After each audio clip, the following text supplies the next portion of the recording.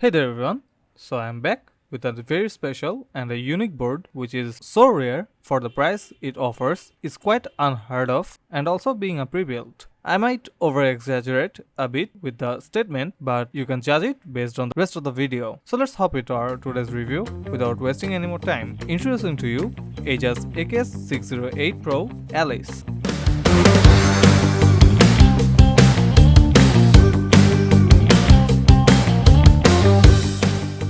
Today's review unit was sent to me by TechDiversity. TechDiversity has been one of the pioneers of mega keyboard scene in Bangladesh, with being the official distributor of Keycaps, Ajazz and many more.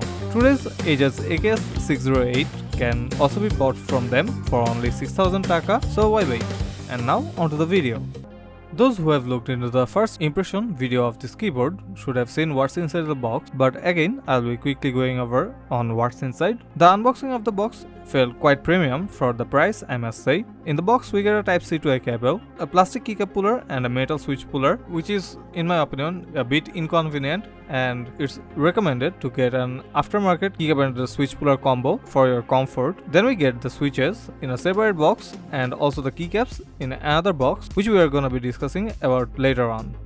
And lastly, we get the keyboard wrapped in a PE foam wrap, which will also be helpful in future modding the keyboard. And that's all to the unboxing, and as you can see, the keyboard needs to be assembled to use it properly. So let's assemble the keyboard real quick, and do keep in mind while putting the switches, notice there's a tiny cutout for LED pass-through on the bottom of the switch. This side should be the side facing the LED of the board, which in case of this board is the bottom side. And after placing the switches, we have our keycaps put on and the keyboard is ready to go now.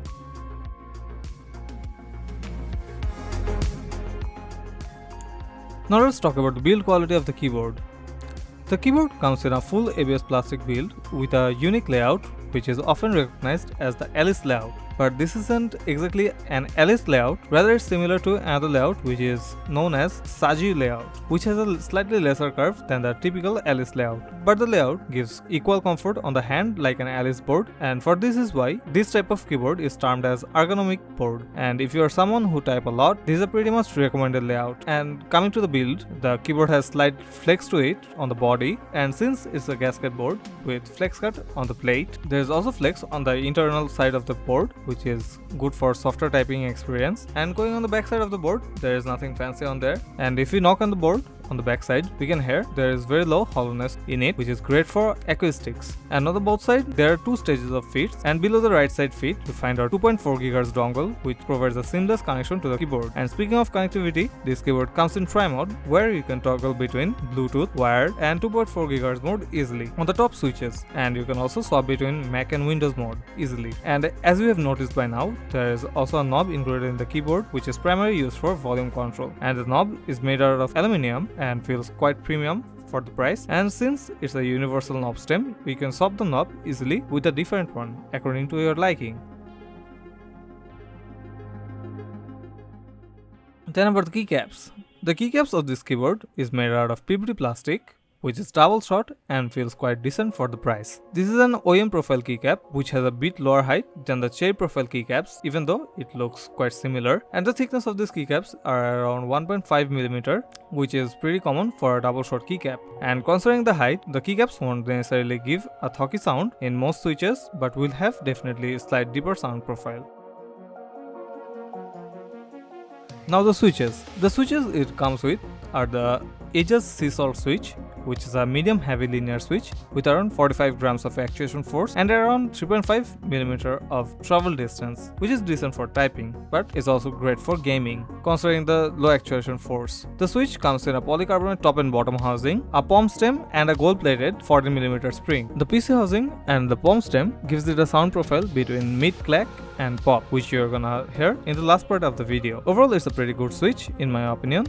And also it comes in probably 3 different kind of switches according to the Amazon page, with a tactile one, but the C-Salt switch I have here is the most premium one out of the bunch. Then if we take a look at the stabs of this keyboard is made out of regular palm housing and is pretty decently made. There was no rattle with the bigger keys, and not the keys had any kind of wobble, which means the steps were properly fitted on the blade. The steps also comes pre-looped, which makes the steps pretty smooth. And another added benefit of the Alice board like this is the elimination of bigger profile keycaps like the 6.25U or 7U spacebar. Hence, you gotta have less headache in worrying about tuning your steps.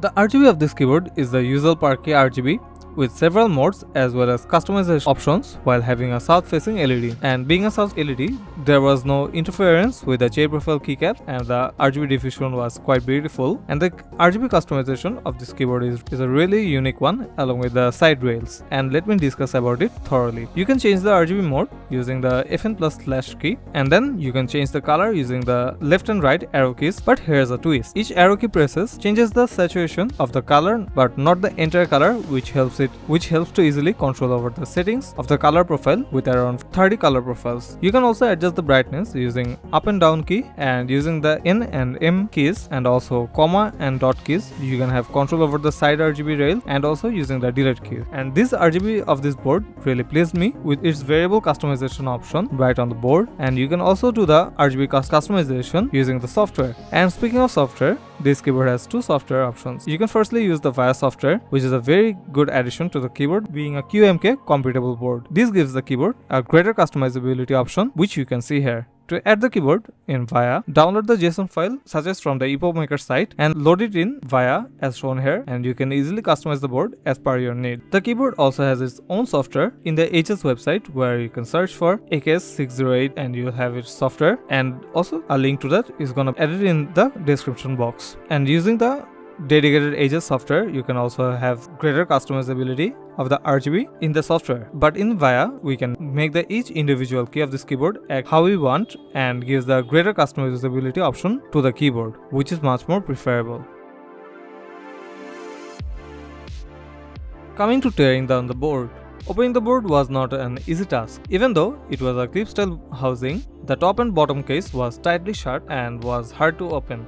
But after taking apart the top shell, we can see the mode switches are connected to the board. For that, we unscrew the rotor board of it, and thus the top shell comes off. And after that, we find the PCB attached with a plate and is suspended on the keyboard with 12 gasket socks. And for removing it, we need to first disconnect the cable connecting the battery to the board, and then the plate comes off. Flipping the plate, we get the bare PCB, where we unscrew the PCB from the plate, and then the whole keyboard comes apart. So starting from the top, there is the PC plate with all the flex cards in it, and also we can see the gaskets all around it, which is made out of silicone. The whole setting gives the keyboard a very bouncy feel. And then we have our plate mounted steps, which we discussed before, and after that there is the 1mm thick pour-on padding, then an IXP sheet, and lastly there's the PTFE feed sheet, which as a whole gives a typical sound dampening to the keyboard. And lastly we get our PCB, where there's a PET sheet on top of it, and the PCB being a very vital part feels pretty premium and is around 1.2mm thick. Here you can see there are flex cards